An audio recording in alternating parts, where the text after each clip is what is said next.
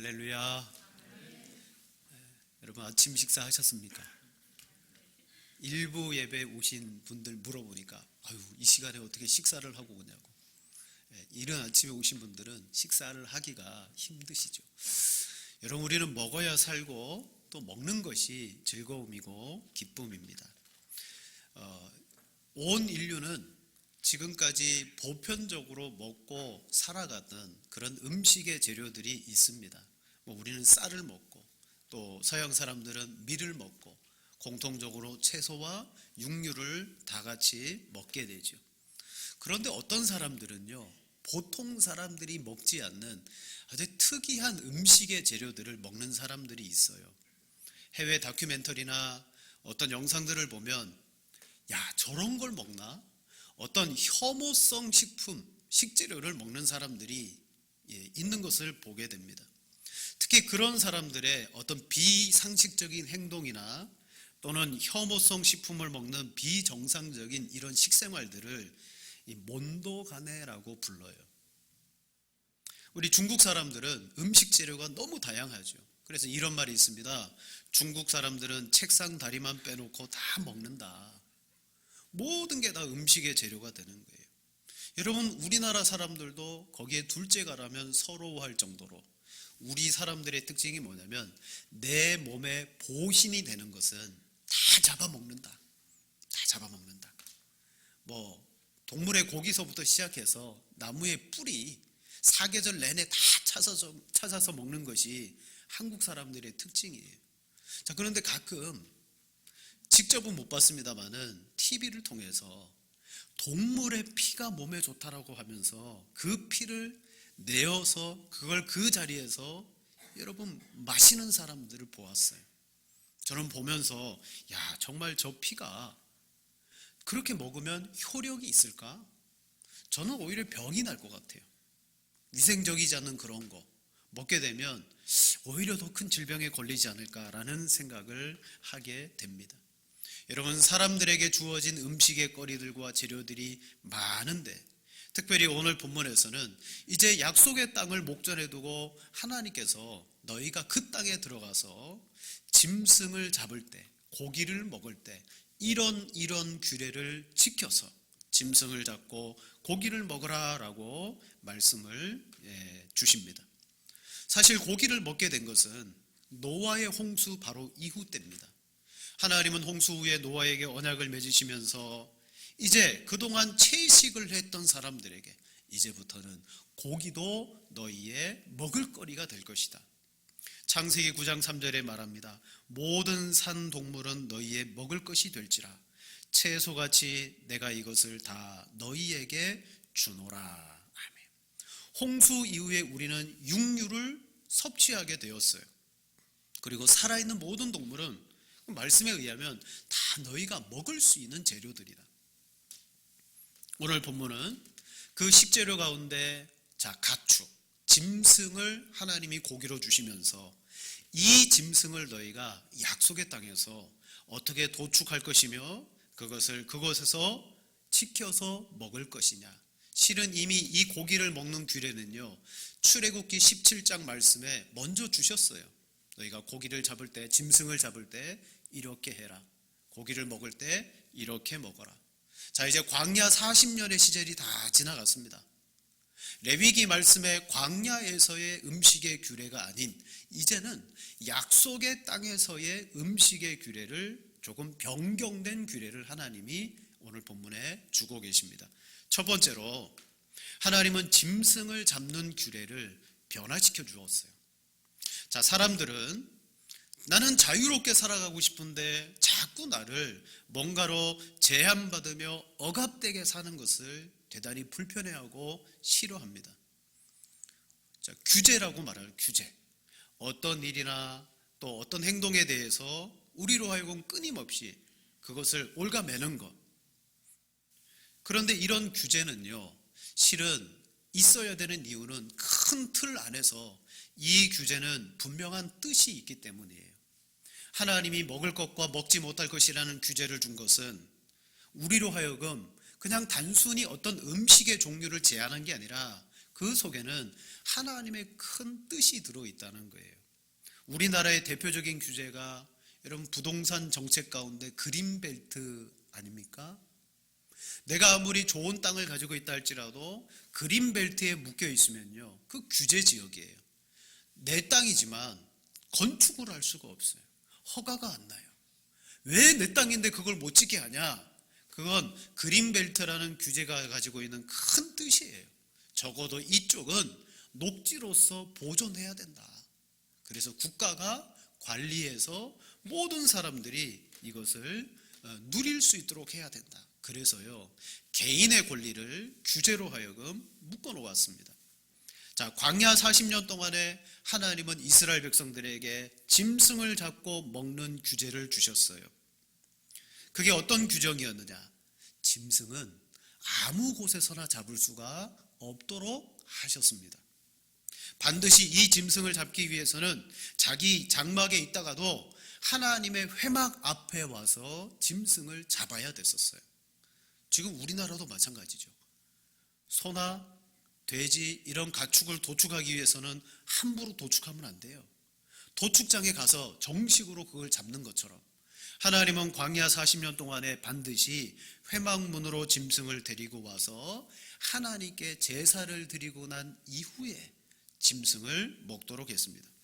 레위기 17장 3절 4절 말씀, 이스라엘 집의 모든 사람이 소나 어린 양이나 염소를 진영 안에서 잡든지 진영 밖에서 잡든지 먼저 회막문으로 끌고 가서 여호와의 성막 앞에서 여호와께 예물로 드리지 아니하는 자는 피 흘린 자로 여길 것이라. 그가 피를 흘렸은즉 자기 백성 중에서 끊어지리라. 아멘. 내가 짐승을 잡아 그 고기를 먹기를 원한다면 반드시 회막문 앞에서 잡아서 하나님 앞에 먼저 드리고 그 짐승을 너희가 먹어라 라고 규정을 정해 주었어요. 이게 광야 40년 동안의 규정입니다. 그러니까 몰래 짐승을 못 잡습니다. 자, 그렇다면 왜 광야 40년 동안 하나님은 몰래 짐승을 잡거나 임의대로 그것을 먹지 못하도록 막아 놓으셨을까요? 규제하셨을까요? 거기에는 크게 두 가지의 이유가 있다고 봅니다. 첫째는 이스라엘 백성들이 짐승을 잡고 난 다음에 이교도들의 예배에 유혹에 빠지지 않게 하기 위해서예요. 두 번째는 그 짐승을 잡고 난 이후에 피를 먹고자 하는 유혹에 그들이 빠지지 않도록 하나님이 방지하기 위함의 차원입니다. 자, 첫 번째로요, 이교도들의 예배에 빠지지 않는 방지입니다. 우리나라의 무속인들도 굿이나 큰 제사를 하면 돼지를 잡습니다. 돼지를 잡아가지고 통째로 올려놓고 굿을 하죠. 여러분, 이교도들의 예배의 특징이 뭐냐면 짐승을 죽여서 그 짐승을 자기들의 신들에게 주는 거예요. 이스라엘 백성들은 애굽에서 수백 년 동안 살아오면서 그들은 애굽에 있는 이방신의 제사, 이방신의 예배를 그들은 일상의 문화와 삶으로 경험했어요. 여호와 하나님을 온전히 예배하는 삶을 배우기 이전에 그들은 이방신들을 예배하는 신전을 경험했고 어떻게 신전에서 제사하는지를 다 봤어요. 어떻게 드렸습니까? 동물을 죽여서요, 이방신에게 제사를 드리는 거예요. 그러니까 자, 내가 동물을 딱 잡게 되면 마음속에 이거 이방 신전에 동물을 잡아서 드렸던 건데 이거 먼저 신에게 드려야 되는 거 아닌가? 그 유혹을 받는 거예요. 우리말에 떡 본 김에 뭐 드린다고요? 제사 드린다 그러잖아요. 제사상에 있어서 떡은요, 빠지지 않는 중요한 제물입니다. 그냥 떡만 봤는데 이 떡을 보니까 떡이 있는데 제사를 한번 드릴까? 이런 마음이 생기더라는 거예요. 짐승을 잡게 되니까 이 고기를 잡은 김에 이방신에게 제사 드리려고 하는 유혹을 사람들이 받을 때 하나님은 이것을 미연에 어떻게 해요? 방지시키는 거예요. 자, 짐승을 잡으면 이제 두 번째 피가 나오게 돼요. 하나님은 이 피를 땅에 쏟아버려라, 다 흩어 뿌려버려라 라고 말했습니다. 회막문 앞에서 짐승을 잡게 하는 것은 모든 이가 보는 앞에서 짐승을 잡되 그 피가 다 뿌려져서 아무도 이 피를 마시는 사람이 없도록 만드는 거예요. 아유, 정신이 멀쩡한 사람이 어떻게 피를 마셔요? 아니요. 여러분, 이방신과 이교도의 그 제사 의식 속에는요, 피를 나누어 마시는 의식들이 너무 많은 거예요. 그래서 이 피 자체에 무슨 능력이 있기 때문에 이것을 먹으면 신과 접신하고 신과 가까워진다라는 신앙을 가지고 있는 거예요. 지금도 힌두교도들은요, 짐승을 잡아서 제사합니다. 근데 죽이는 걸로 끝나지 않아요. 짐승의 피를 온몸에 바르고 그 피를 손바닥에 받아서 마시고, 여러분, 이게 신을 기쁘게 하는 제사의 방법이라는 거죠. 하나님은 이스라엘 백성들이 그들처럼 함부로 짐승의 피를 먹고 그들의 신과 접신하며 제사하는 행위를 규제하는 거예요. 네, 진짜 이유는 뭐예요? 오늘 본문과 레위기 17장, 창세기 9장에 동등하게 말합니다. 똑같이 피에는 생명이 있기 때문에 마시지 못하게 하는 거예요. 자, 이제 광야 40년의 규례가 끝났습니다. 너희가 광야에서는 회막문에서 짐승을 잡도록 했다. 그러나 이제 약속의 땅에 들어가게 될 것이다. 너희는 넓은 지경 가운데 살아가게 될 텐데 이제 그 땅에 들어가면 중앙성소가 생길 거다. 이스라엘을 대표해서 하나님을 예배하는 예루살렘이 성전이죠. 예루살렘의 성전이 세워지면 그 먼 곳에서 너희가 고기를 먹자고 짐승을 잡기 위해서 이 예루살렘까지 올 수가 없지 않느냐. 우리를 예를 들면 서울이 수도예요. 우리나라 국민들은 법으로 짐승을 잡고 고기를 먹으려면 수도에 와서 잡아라. 그러면 부산에 사는 사람은 어떻게 됩니까? 소 한 마리 끌고 서울에 와서 보는 앞에서 도축하고 내려가서 식구들하고 짐승을 먹어야 돼요. 부산 사는 사람들만 해도 다행이에요. 그럼 제주도 사는 사람들은 비행기 타고서 와고. 그럼 여러분, 우리는 어떨까요? 여러분이 모두가 다 집집마다 외양간을 가지고 있어야 되는 거예요. 아파트에 거실 한 켠에 확장해서 외양간을 만들어 놓고, 야, 이거 다음 주에 서울 가야 돼, 잘 지켜. 신명기에 딱 들어가서 하나님은 너희가 이제 약속의 땅에 들어갈 거야. 거기에 중앙성소가 있을 정도로 온 땅이 넓어. 그러나 이제 너희는 짐승을 잡고, 너희가 임의로 먹는 짐승은 각자 자기 성에서 마음껏 잡아서 먹어라 라고 규제를 풀어줍니다. 규제를 해제해 주는 거예요. 이 먼 곳까지 와서 잡을 수 없으니 하나님이 새롭게 변경해 주신 거죠. 자, 우리 15절 말씀 같이 읽겠습니다. 그러나 내 하나님 여호와께서 내게 주신 복을 따라 각 성에서 내 마음에 원하는 대로 곧 정한 자나 부정한 자를 막론하고 노루나 사슴을 먹는 것 같이 먹으려니와. 아멘. 우리가 먹고 살아가기 위해서 짐승을 잡으려면 너희 성에서 각자 잡아라. 그러나 자, 17절에 보니까 곡식과 포도주와 기름의 11조와 내 소와 양의 처음 난 것, 서원의 예물, 내가 하나님 앞에 드릴 낙헌의 예물을 드리기 위해서는 각 성에서 먹지 말고 꼭 중앙 성소에 와서 하나님 앞에 드려라. 하나님 앞에 드릴 것과 자기가 먹을 것을 하나님이 이렇게 분리시켜 준 거예요. 규제가 풀어지고 바뀐 거예요. 회막문 앞에서 이제는 너희가 사는 각 성에서 고기를 잡도록. 그런데 두 번째로, 이렇게 짐승을 잡는 규례가 바뀌었지만 바뀌지 않은 규례가 있다는 것이죠. 짐승 잡는 일은 이제 한결 수월해졌어요. 야, 이제 우리 마음대로 짐승을 잡아먹자. 그렇게 할 수 있어요. 그러나 하나님은 풀어준 것도 있지만 이거는 안 돼. 여전히 막으신 것이 있는데 그게 바로 피에 대한 규례입니다. 회막문 앞에서도 또 너희가 사는 각성에서도 짐승을 잡되 피는 먹지 말아라 라고 말합니다. 처음 홍수 이후에 고기를 먹도록 허용해 주신 다음에도 꼭 이 규정을 말씀하셨어요. 창세기 9장 4절. 그러나 고기를 생명되는 핏째 먹지 말지니라. 그때에도요, 고기는 먹되 피는 먹지 말아라. 레위기 17장 10절입니다. 이스라엘 집 사람이나 그들 중에 거류하는 거류민 중에 무슨 피든지 먹는 자가 있으면 내가 그 피를 먹는 그 사람에게는 내 얼굴을 대하여 그 백성 중에서 끊으리니. 아멘. 창세기에도 레위기에도 그리고 오늘 본문에도 16절 피는 먹지 말고 물같이 땅에 쏟아라. 23절, 24절, 25절 피는 고기와 함께 먹지 말고 제단에 부어라 라고. 자, 짐승 잡는 규례는 바뀌었지만 피를 먹지 말라는 규례는 동일하더라는 거예요. 먹어서는 안 되더라는 거죠. 왜 그렇습니까? 피가 가지고 있는 중요한 의미 때문이에요. 레위기 17장 11절에 말합니다.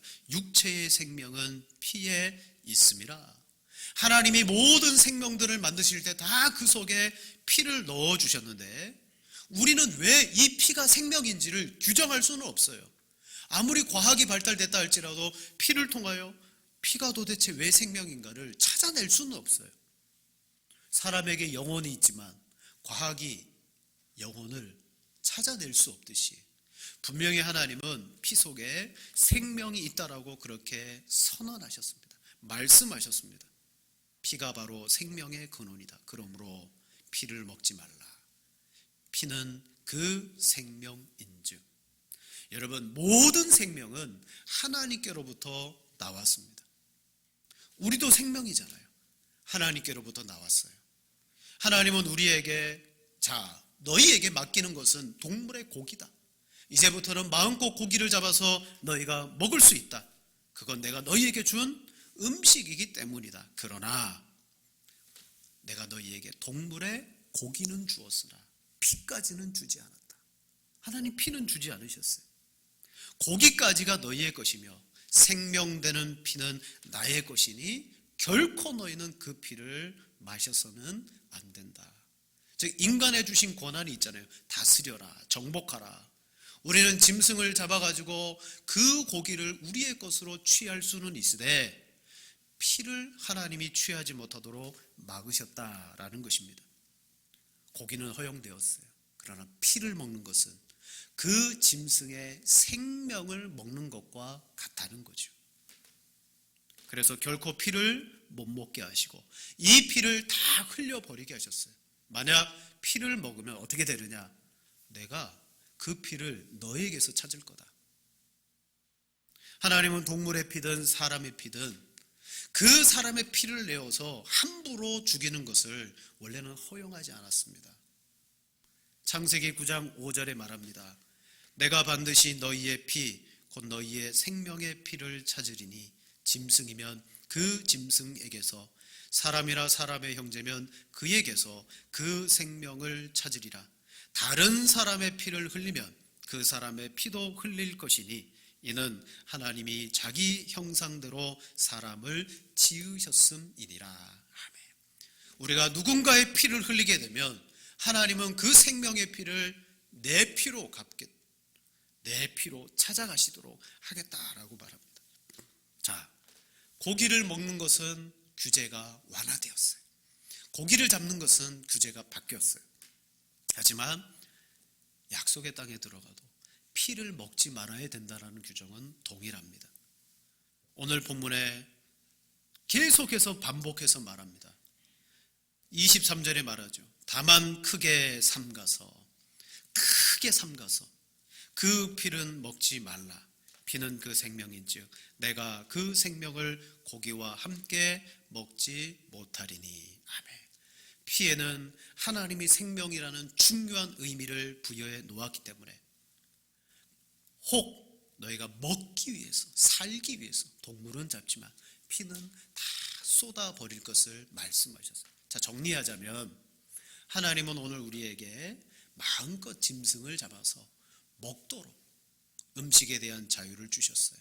그러나 창세기서부터 이 신명기의 말씀까지 변함없으신 규례는 뭐예요?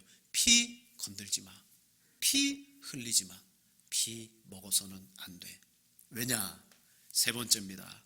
피에는 생명이 있음과 동시에 대속의 원리가 들어있기 때문이에요. 피는 생명이기 때문에 먹지 말아야 되는 거 당연하고요. 근데 하나님이 왜 이렇게 피에 집착하시지? 하나님은 이 피를 우리의 모든 죄를 대속하는 생명으로 맞바꾸시기 때문에 피를 먹어서는 안 된다라고 말씀하십니다. 단순히 피 먹지 말라는 명령만 준 게 아니라 이 피가 가지고 있는 중요한 가치에 대해서 깨우쳐 주셔요. 자, 우리 레위기 17장 11절 말씀 함께 읽겠습니다. 육체의 생명은 피에 있음이라. 내가 이 피를 너희에게 주어 제단에 뿌려 너희의 생명을 위하여 속죄하게 하였나니 생명이 피에 있으므로 피는 죄를 속하느니라. 아멘. 이 피가 무엇이 있다? 생명이 있다. 이 동물의 피라 할지라도 너희가 지은 죄에 대해서 피로써 너희를 속죄하게 할 것이다. 그래서 만들어진 것이 동물의 희생의 제사입니다. 하나님은 그 제사의 피를 받으시고 우리가 지은 죄에 대한 값으로 피로써 우리를 대신 속죄해 주시는 거예요. 무슨 말입니까? 피에는 생명이에요. 우리의 죄는 여러분 생명을 빼앗기게 했습니다. 그래서 반드시 죄를 지은 사람은요 사망입니다. 생명을 값으로 주어야 되는 거죠. 근데 하나님은 구약의 제사법을 통하여 간접적으로 동물이 대신해서 나에게 죄를 속하도록 내 대신에 피를 흘려주는 거예요. 그래서 하나님은 이 피의 이 중요한 속죄, 대속의 기능으로 말미암아 피는 손대지 말라 그랬어요. 피를 도구 삼아서 우리의 죄를 사하시는 방편으로 만들어 놓으셨기 때문에 그 누구도 함부로 이 피를 스스로 먹거나 마셔서는 안 되는 거예요. 오직 하나님만이 이 피를 다루신다는 겁니다. 피는 우리의 구원을 위한 중요한 도구가 되기 때문에. 자, 누군가가 생명을 손해보거나 잃어버리게 될 때 하나님은 그 값으로 갚도록 만드셔요. 너 피 흘리게 했냐? 그러면 너도 같은 값에 피를 내게 주어야 된다. 출애굽기 21장 23절에 말합니다. 그러나 다른 해가 있으면 갚되 생명은 생명으로. 여러분 이 말씀 문맥이 뭐냐면 동해보복법이라는 거예요. 무슨 해를 당하면 나도 같은 해로 그 사람에게 보복해라. 우리가 잘 아는 말씀이죠. 눈은 눈으로, 이는 이로. 누군가가 내 눈 한쪽을 상하게 했으면 너도 가서 그 사람의 눈 한쪽을 상하게 해. 누군가 너 이를 상하게 했으면 너도 가서 그 사람의 이를 상하게 해. 여기까지 딱 들으면요, 하나님은 정말 사랑의 하나님 맞는가? 어떻게 하나님이 이렇게 명령하시지? 여러분 만약에 제 아들이 학교에서 맞아가지고 볼딱지가 이만큼 부어서 왔어요. 그럼 이 말씀에 의하면 딱 그런 거. 내일 가서 너 그 친구 이 볼딱지지? 오른쪽이지? 너도 가가지고 이렇게 만들어주고 와. 똑같은 거예요. 근데 이 말씀을 그렇게 이해하면 안 돼요. 이게 무슨 말씀입니까? 갚는 것. 무엇으로 갚느냐? 다른 해가 있으면 갚되, 자, 대속의 원리를 말하는 거예요. 생명은 생명으로 갚도록 하신 거예요. 생명은 생명으로. 우리는 눈은 눈이라 그래서 이건 참으로 처참하다, 참혹하다 이렇게 생각하지만 이게 죄를 지은 우리의 죄에 대해서 하나님은 우리가 생명으로 갚아야 되는데 생명을 요구하시는 거예요. 근데 그 생명을 상징하는 것이 뭐라고요? 피라는 거죠. 피. 내가 피를 흘려서 하나님 앞에 갚아드려야 되는데 구약의 제사법은 뭡니까? 너희가 지은 죄에 대해서 내가 그 생명을 받겠다. 그러나 대신 소나 양의 피를 나에게 가져와라. 그러면 너희가 지은 죄를, 너희가 갚아야 되는 생명을 그 동물의 피가 갚도록 해주겠다. 실은 이 피를 먹지 말라는 중요한 핵심은요, 피 속에 대속이라는 원리가 들어있기 때문이라는 거예요. 여러분 사람은 스스로 대속할 수가 없어요. 자기는 자기 지은 죄로 말미암아 피를 흘려 죽는 거예요. 우리는 이미 에덴 동산에서 선악의 열매를 먹지 말아라. 먹는 날에는 정령 죽이라 그랬어요. 우리는 그 열매를 먹었습니다. 어떻게 됐습니까? 우리의 생명을 빼앗겨 버렸습니다. 죄의 값은 사망입니다. 죄를 지음으로 말미암아 우리는 내 생명을 내어주는 사망으로 갚아야 되는 거예요. 그러나 하나님은 이미 구약에서부터 이것을 아신 거예요. 우리가 생명으로 갚아야 되는 그것을 제사법이라는 여러분 제도를 만드셔서 사람이 죄를 짓지만 동물이 대신하여 피를 흘리게 함으로 말미암아 나 대신에 생명의 값을 지불하게 만들었습니다. 이것을 히브리서 기자는 잘 알고 이렇게 표현합니다. 히브리서 9장 22절, 율법을 따라 거의 모든 물건이 피로써 정결하게 되나니 피 흘림이 없은즉 사함이 없느니라. 아멘. 반드시 피 흘림이 있어야 사함이 있다라고 말하고 있어요. 사랑하는 여러분, 오늘 우리는 어떻게 우리의 죄 사함을 얻게 됩니까? 그건 바로 내가 피를 흘려 죽어야 돼요. 내가 갚아야 돼요. 근데 누가 대신 대속하여 죽으셨습니까? 예수 그리스도께서 십자가에 나 대신 물과 피를 다 흘리시며 뭐 하셨어요?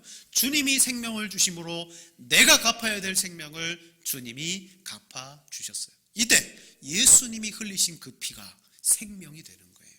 하나님은 그 피를 온전히 받으셔서, 여러분 우리가 예수님을 믿을 때 내가 그 예수님 안에서 내가 피를 흘린 자가 된 거예요. 바로 그 피가 내 생명이 되게 하신 줄로 믿습니다.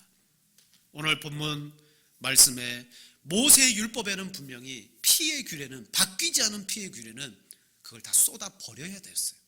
성경 어디에도 너희가 동물을 잡거나 제사를 드릴 때 그 피를 다 받아 마시라고 한 데가 없어요. 회막에서도 또한 약속의 땅에 들어가서도 피에 대한 규례는 바뀌지 않았습니다. 제단에 쏟아 부어야 됩니다. 그런데 신약에 와서 오늘 하나님은 예수님 안에서 피의 규례를 완전히 새롭게 바꾸어 줬어요. 어떻게 해요? 내 피니 받아 먹으라. 여러분 신약에 와서 예수님은 새로운 생명의 규정을 준 거예요. 내 피를 받아 먹어라. 이것을 먹지 아니하면 나와 상관이 없느니라. 분명히 피는 땅에 뿌려져야 됐었습니다. 그게 성경의 율법입니다. 하지만 예수님은 내 피를 받아 마시라 그랬어요. 십자가에 달리시기 전날 제자들과 만찬을 나누시고 이렇게 말합니다. 우리 마태복음 26장 27절 28절 같이 읽겠습니다. 또 잔을 가지사 감사 기도하시고 그들에게 주시며 이르시되 너희가 다 이것을 마시라. 이것은 죄 사함을 얻게 하려고 많은 사람을 위하여 흘리는 바 나의 피 곧 언약의 피니라. 아멘. 피는 땅에 뿌려져야 돼요. 눈꽃만큼도 마셔서는 안 되고 먹어서는 안 되는 겁니다. 하지만 참 성전이시고 참된 희생의 제물 되시는 예수님이 친히 새 언약을 세우노니 라고 말하며 이제는 이것을 받아 마시라. 너희를 위한 내 피니 라고 말했어요. 저와 여러분들은 예수님의 그 피를 나누어 마심으로 이제 영원한 생명을 얻은 줄로 믿습니다. 바로 피는 대속의 원리가 있기 때문에 함부로 먹지 못하게 했어요. 결국 이 피를 마시게 하시도록 예수님을 준비해 놓으셨고 예수님은 새 언약을 세우시며 우리 모두에게 이제는 이 피를 먹어서 우리의 죄를 사하고 우리를 깨끗게 하신다고 말씀하고 있습니다. 그런데 여러분 이런 앞뒤 문맥을 다 잘라놓고 여러분 피를 마시십시오 라고 말한다면 저 믿지 않는 사람들이 그 말만 딱 들으면 우리를 어떻게 여길까요? 우리를 몬도가네로 여길 거예요. 참 기독교인들은 희한하다. 피를 마신다더라. 근데 이게 실제로 역사 가운데 있어요. 초대교회 성도들이 그들이 모여 매일 성찬을 행했거든요. 주님이 우리에게 주신 피입니다. 여러분 이 피를 받아 마십시오. 앞뒤 문맥 다 자르고 그것만 듣는 거예요. 아, 기독교인들은 모여서 몰래 어린아이를 잡아서 그 피를 마신다더라. 여러분 사람들은 기독교를 그렇게 초대교회 때는 오해했어요. 그런데 오늘 본문과 예수님이 세우신 언약의 피를 보니까 뭐예요? 아, 피가 생명이고 오늘 죄로 말미암아 내가 죽었는데 예수님이 피 흘려 주심으로 나에게 그 피를 먹게 하셨다. 이제 나는 예수님 안에서 피로 맺어진 언약의 사람이다. 실은 하나님이 구약도 마찬가지고 신약도 마찬가지예요. 시내산에서 이스라엘 백성들과 언약을 맺으실 때 뭘로 맺으셨느냐? 피로 맺으셨어요. 출애굽기 24장 8절입니다. 모세가 그 피를 가지고 백성에게 뿌리며 이르되 이는 여호와께서 이 모든 말씀에 대하여 너희와 세우신 언약의 피니라. 그때 첫 번째 백성들과 세우신 언약은 피를 뿌림으로 시내산 언약을 맺으셨어요. 근데 예수님은 이 피를 우리에게 받아 먹으라 라고 말하며 언약을 세우셨어요. 저와 여러분들은 동물의 피로 말미암은 간접적인 정결 대속이 아닙니다. 이제 예수님의 피로 인해서 완전한 정결과 완전한 대속을 받게 되었습니다. 그렇다면 이제 우리 어떻게 살아가야 될까요? 오늘 본문은 이렇게 말씀합니다. 25절 우리 같이 한번 읽을까요?